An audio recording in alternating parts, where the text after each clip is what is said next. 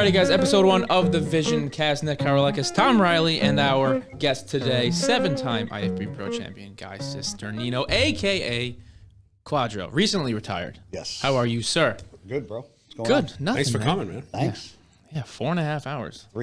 Third time here. Really? Yes. Wow, you're improving. Improving. All right. Yeah. On time? It was cold outside, so I didn't know if you were going to come. It was really It's a bad. low blow So I early. woke up at 7 o'clock. Yeah. Everything was iced over. Yeah. So I waited till about 8:30 to leave. Okay. And I would have been 20 minutes earlier, but I stopped order a coffee, and for some reason, mobile ordered it and waited 20 minutes inside. Yeah. That's why I don't go with the mobile order. I'm more of a It drive-through guy. doesn't make sense. Starbucks does not make sense. You mobile order. I literally mobile Like order. as a business, it doesn't make sense. Like No, you mobile order ahead of time, and then you walk It's in and longer. wait 20 minutes. longer. Mobile. Well, they're going to prioritize the people that come to the drive-through. But and I walk-in. watched my fucking slip Yeah. come out of the machine as I was standing there 10 minutes into standing there. And I ordered it and left my phone in the car. Well, And they my- receive those mobile orders in queue. You might have just, Yeah. you should order it Dude, earlier. I'm telling Maybe you. they need a better system if mine came out 10 minutes late. I'm telling you. Let's send this podcast to them. We'll Yeah. tag them. We'll get it to them. I'm telling you that they're going to prioritize the people that go on the drive-through and actually go into the How place. difficult There's is no that coffee to drive-through. make? There's no drive-through this one. Maybe they just don't like you. There's no That's drive-through. possible. I No. like you, but It was in a strip mall. No. wow. I see. That is terrible. I That's take it also back. another thing. Not to just stay on the coffee How about you topic. stop slamming the table so the fans can hear us? There. Easy, Tom. Me.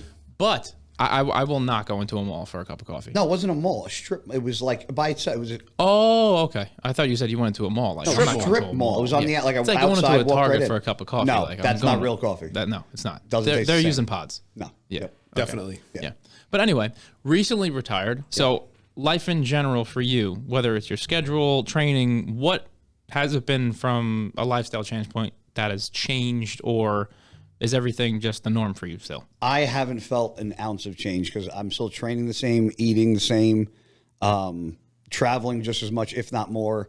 I have more responsibilities now as far as sponsors go. I have opportunities to expand certain things, business, as far as relocating if I want. So there's a lot of things in the next like 6 months that's probably going to change a lot in my life. But That's as awesome. far as like bodybuilding goes, I still feel like I'm like a competitive bodybuilder because I'm still doing the same shit I was doing prior to this. Yeah, because I remember when we Lifestyle. first. Yeah.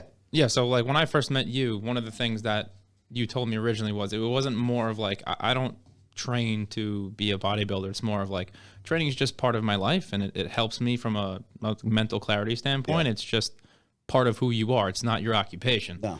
Lifestyle. Which I think you can attest to too. It's all since lifestyle. You've competed in the past as well. Yeah. Yeah. So I don't know if you knew that Tom was Long time Yeah, ago. he told me. Yeah. Yeah. Long time ago. Yeah, Long he time showed ago. me. Yeah, dude, peeled head to Hey, toe. listen. Shredded. It was it's bring it tough back when in. you're tall and generally overweight. Listen, So, take a little white heat and do a show, bro. that's what I should do. Dude, the product placement, that was really nice. was like solid. that? That was a good Slip segue. that in. Say it. That was Yeah. good. That was good. Yeah. That was good. That was good stuff. But yeah, so just in general, I think what people obviously know you most for is from a motivational standpoint and how encouraging you are on your social channels. But one Well, thing thank that me and you talk about a lot too, just life in general. Yep.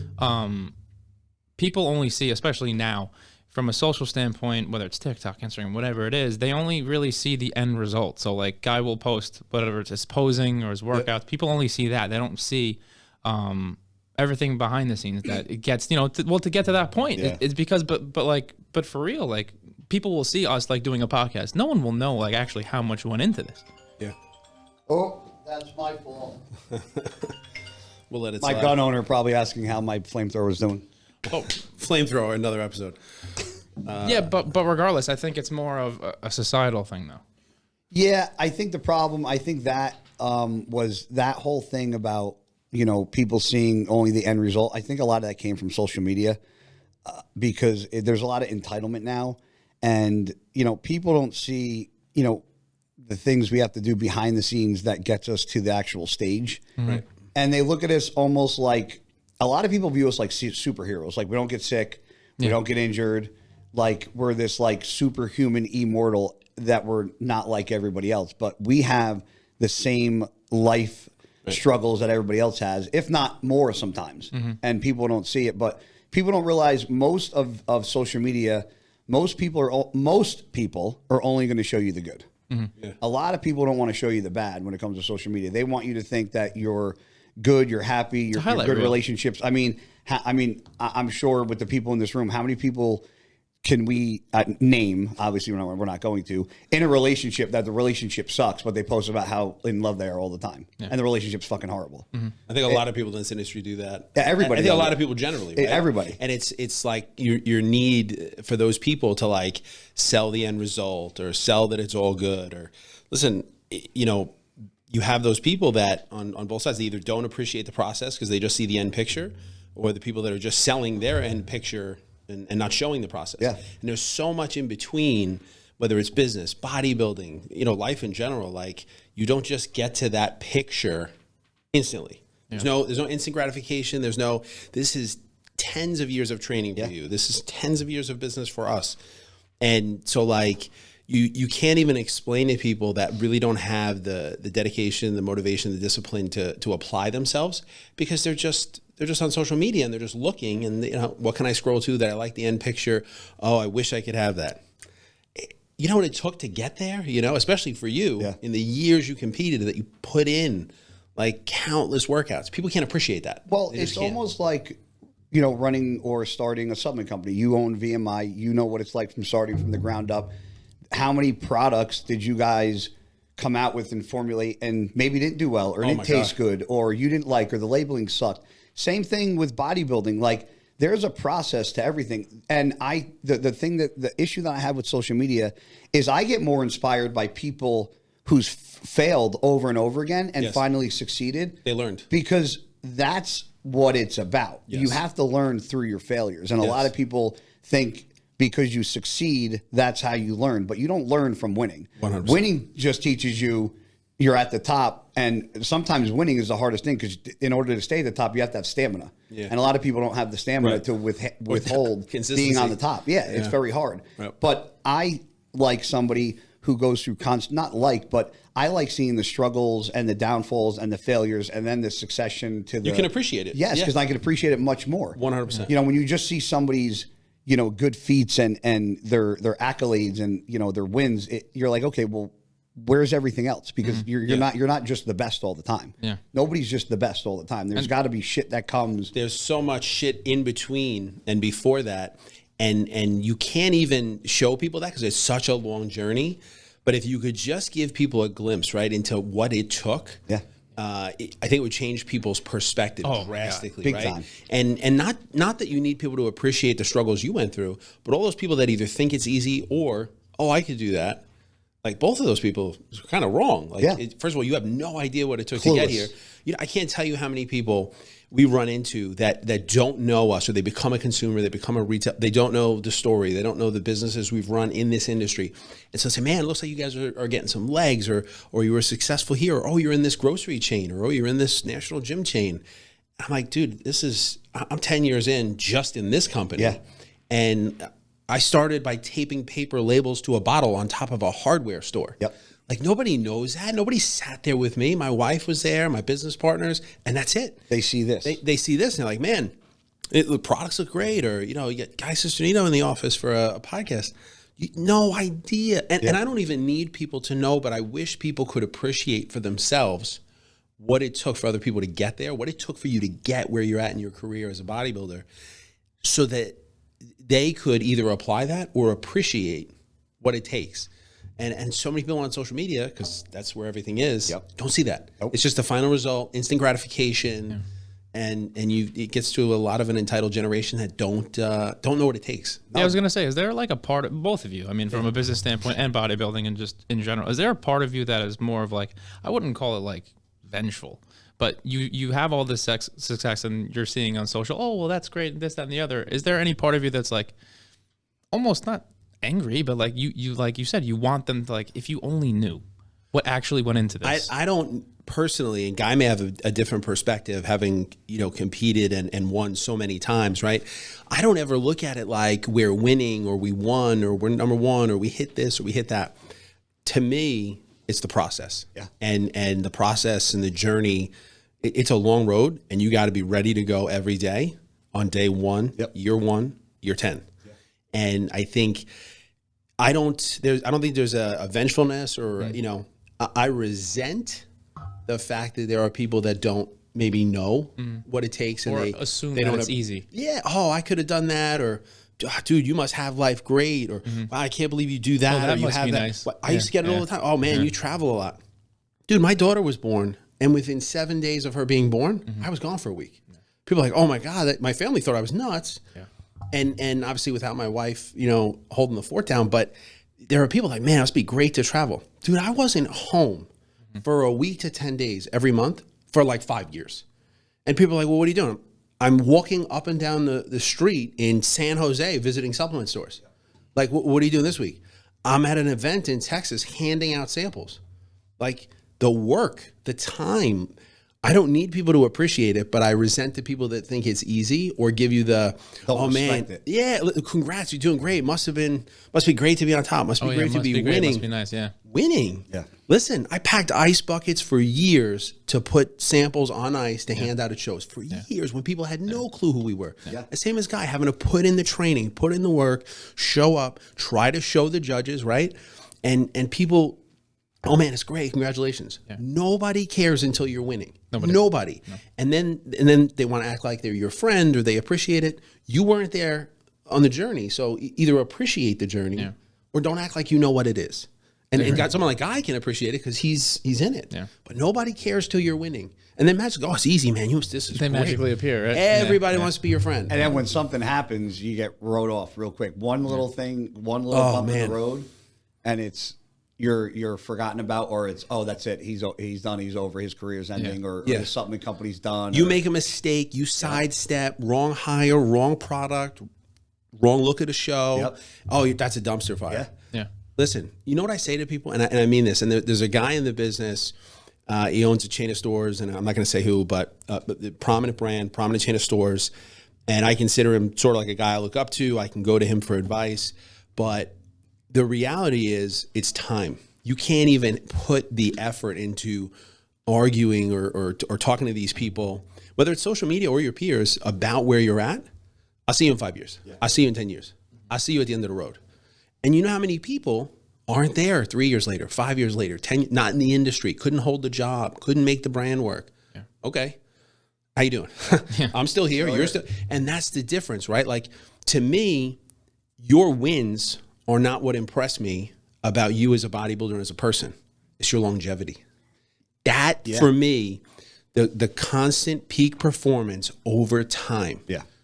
Almost nobody can do that. That's real winning. Yeah. If you can perform at a high level again and again and again for a long period of time, that's winning. You know, and Nick saw me at almost my lowest because, me and Nick were both part of another supplement company a few years ago, and I signed with this company prior to or right around, I think I just had shoulder surgery. It was, I want to say, a couple months after. Yeah, and I don't even think I was really training. I went from like 233 down to like 194. Wow. Yeah. Big drop. And I had both shoulders operated on, and at the same time, 5 weeks apart. Yeah, and a lot of people were like, "There's no fucking way this kid's going to be able to come back from that." And they write you up. Yeah, and but what people don't realize is that when somebody does it for a hobby and somebody does it for their life or their job, there's a different switch in their fucking brain that I think can allow them to overcome and accomplish setbacks more than somebody who does it for fun. Yeah, 100%. It's not an I want or an I wish. It's I must. To. Yeah, there's no difference. People are like, oh, you're going to compete again? They're like, why? I'm like, because that's what I do. Yeah. Like, getting injured is part of being a bodybuilder, part of being a football player, part of every aspect of life. You're going to have setbacks, injuries, and whether or not, it's not about if you can come back or you can fix it or you can recover from debt or bankruptcy or a torn quad or a torn shoulder. It's about, will you, or do you have the adversity to fight back when your back's against the wall? And I think that separates people that are successful, want to be successful, and those that take a back seat to those that are successful. 100%. And I think, because I can look at, at least in this industry, and I want to say business, right? Because I've been on various sides of this industry. But when you look at your career path, I tell Nick this all the time, it doesn't apply if you're a bodybuilder or an entrepreneur. It's you as a person. It is your approach, your attitude, your work ethic, your determination. And Nick is a good example of this, because I see some of the qualities I had when I was younger, and he also has some that I didn't mature enough to till later. But I feel like and I can say this, openly, I'm not going to say who, but like I've had people go, man, Nick came in earlier, and Nick's there at 8 o'clock every day, or man, Nick came in on a Saturday, or man, Nick did that event. Baller. The reality is, you have to be that guy if you want to be at the table over time. Yeah. And it's, it's like you doing your first show and then your 8th show, and then it just doesn't happen. Yep. And if you don't put the work in consistently the right way, I don't care what the work is. It could be cutting grass. If you cut grass the best way you can cut grass, and you learn better ways for 10 years, you're the best landscaper in town. Exactly. There's a lot of guys that do that and don't make it. Yeah. It's just work ethic. It's your personality. And Nick has that. And I always try to tell him, like, he has accomplished more than he thinks he has, but he's also got more to learn than he knows he has to learn. Yeah. And that's the time thing. It's not, everyone's like, oh man, I saw the Brandon Gold's Gym nationally, man. He's great to be on top. I'm not on top. And this is 21 years in the business. Progress. I started by cleaning machines in a gym when I was 15. Yeah. And people are like, man, how'd you get there? Every ounce, every minute. I can't even tell you the amount of Friday nights I'd have people calling, man, let's go to the bar, let's go to the club. No, I am at the office. Like, oh, it's 10 o'clock at night. That's the difference. Yeah. That's the difference. And you have to be able to put that in over time. Yeah. And if you can punch in every day and give it everything you have every day with everything you do to apply yourself to your craft, that's winning long term. Yeah. And I think you have done that in your career, which, we joke about the retirement thing, because it almost seems like you could probably go forever because of how you apply yourself. Yeah. And I know you get tired and things change, but we joked about that the last time we talked when you came up, but it's like, guys in great shape, guy can keep competing. It's lifestyle. Yeah. It's who you are. Yeah. And I try to tell Nick that I think that's who he is in his own way. And there's so many people that can't appreciate that. They can't appreciate it because you can't relate to them. They don't have the work ethic, the dedication, the determination. They think you're nuts. Yep. They think you're wasting time. There's people that say that. Yeah. I have had people that I would consider friends at one point in time or another. You still doing that? Yeah. How's it? Are you still working at that supplement company? Are you and I'm like, dude, this is my life. Yeah. And I personally found a place in life where I want to dedicate myself to making things that help other people improve their fitness and lifestyle. And I'm going to get up every day and do that. And I don't care what day of the week it is. It's like same as training, right? Rain, shine, snow, you're training. You're eating. Yep. You're making it. You're dedicated. Yep. You can't teach people that. No, because it's not a job to you. Bingo. That's why. That's it. Exactly. It's more of a headset. I think it also comes back to what you said. It's more of you kind of just have to burn the boats at some point. Yeah. It's not I'll do this. No, you have to. Yeah. Because at the end of the day too, it's it's your livelihood. It's what you do for a living. It's what puts food on the table to feed your children. Yes. If you have no other choice, it's more of an ultimatum for yourself. And if you don't create that, whether you saw the MJ documentary where it's he'll actually make up shit in his head to be like, oh well, I took that shit personally. Yeah.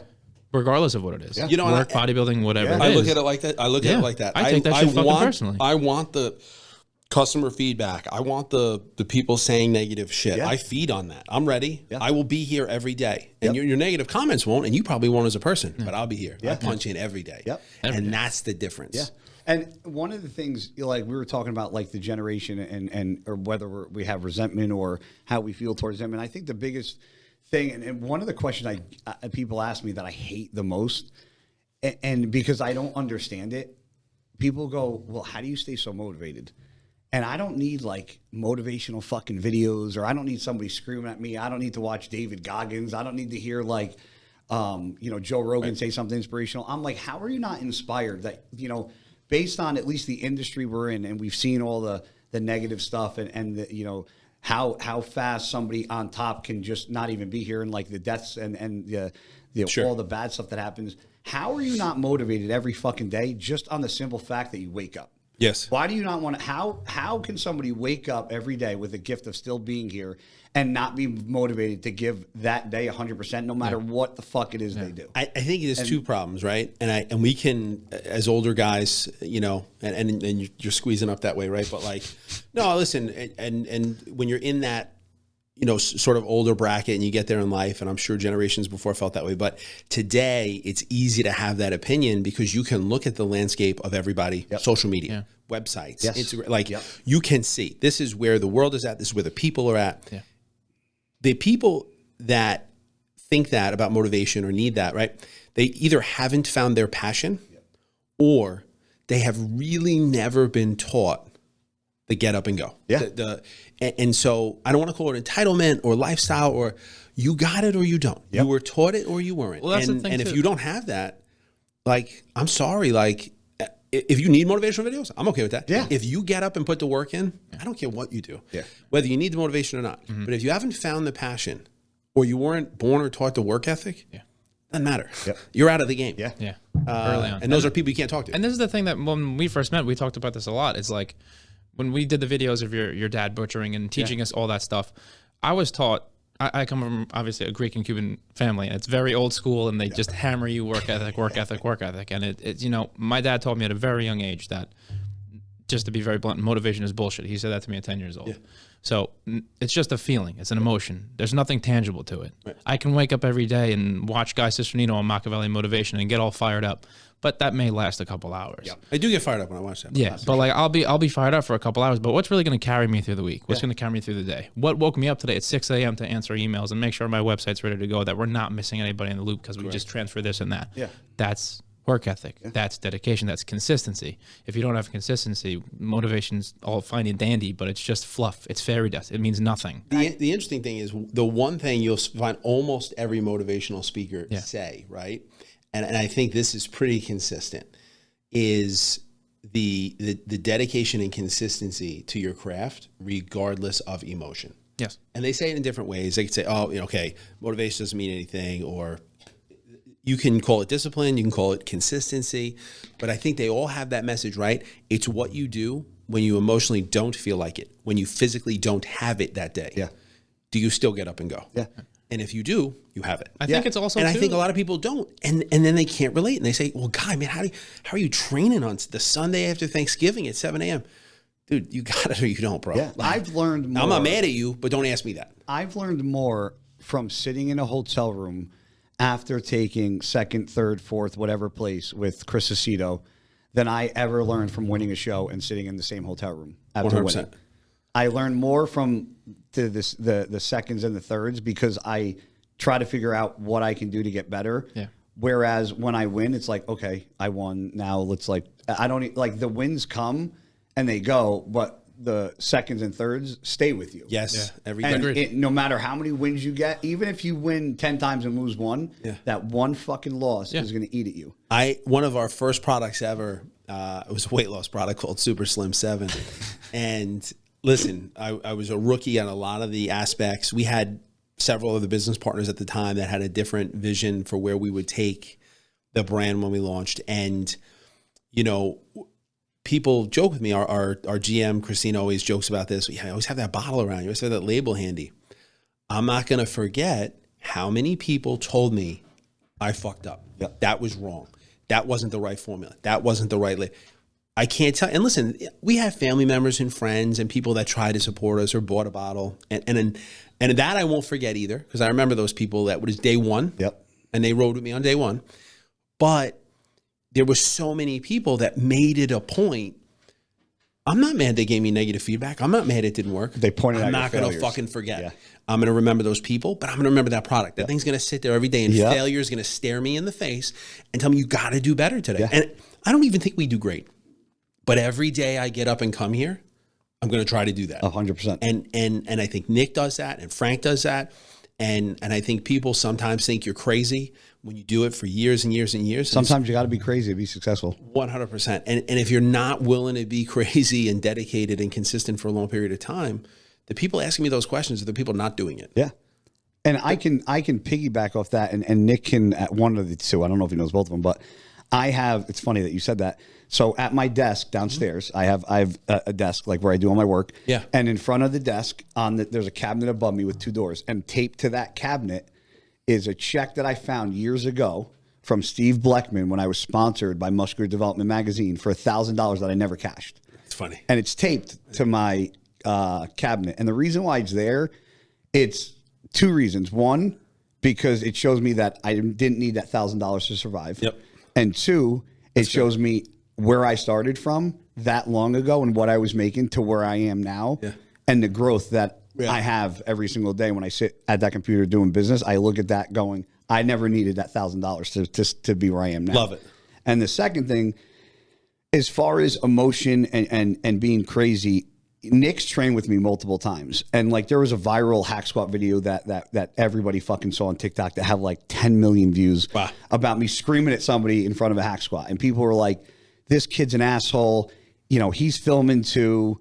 You know, it's a public gym. He's acting like an asshole. But the difference that a lot of people don't understand is that when I walk into a gym, it's maybe egotistical, maybe it's self-centered, but it's my job. I'm not there to fuck around. I'm not there to talk. I'm not there to make friends. I'm not there to check out girls, getting the fucking numbers. I'm there to train. Yes. And if you interfere in my fucking like radius of training and you don't respect that, then I don't respect you. Yeah. And people think that's an asshole way to approach it, especially this day and age with the way social media goes. But I look at it like this.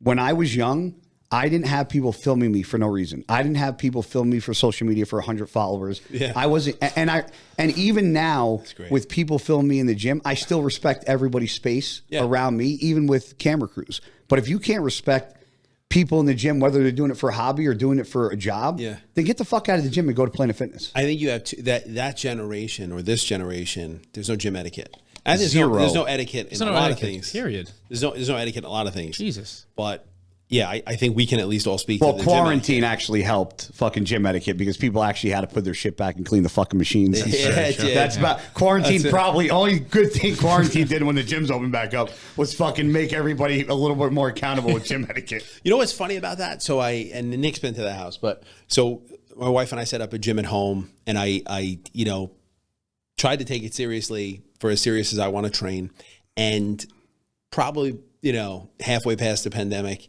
People, man, you still train at home, or the gyms are back open, or dude, I train to train. Yeah. I could train at a hotel gym. I'm going to make it work. Yep. And I think, people don't, okay, dude, you're going to the gym for selfies, to see your friends, to socialize. I don't care about that shit. Nope. And for me, and I love gyms. I've had so many gym memberships. I've traveled and trained at, just like you, so many different gyms. And then so many that I appreciate for different reasons. I train to train. Yeah. I don't care where it is. Yep. And I get up every day. Find a way. The first thing I do is I walk downstairs every day, 7 days a week, and I train every day.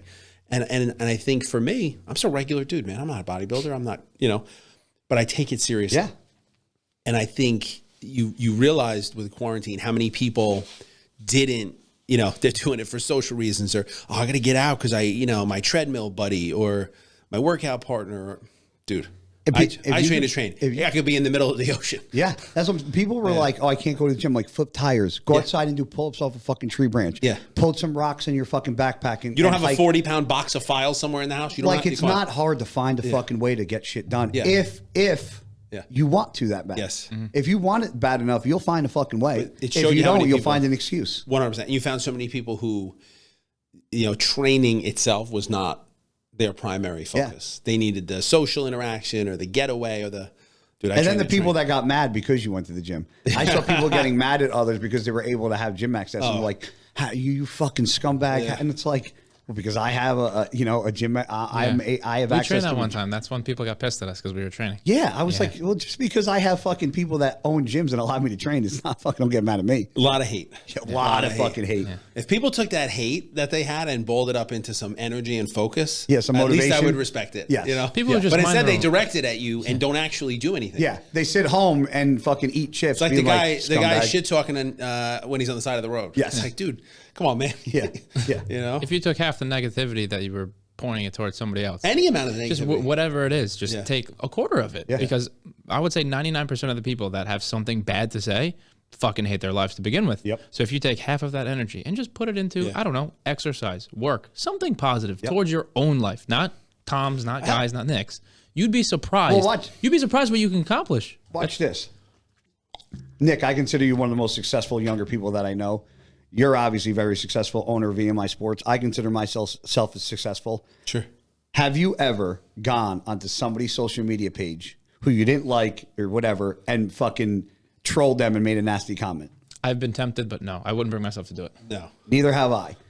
We're successful, but every motherfucker out there who sits at home that goes on the computer that trolls, I guarantee they're working a 9 to 5 and they're miserable fucks. Or they're not working. Because some, or they're just staying at home in mom's working at all. basement. Yeah. Or they I don't make enough. I can't do it. Yeah. Or they got fired from quarantine and collecting the fucking the checks from the government were good enough and that helps them out. But they comment in between Netflix and chill. yeah, it's like, but dude, my point is this: is that go to work. The successful people don't have fucking time. Yeah.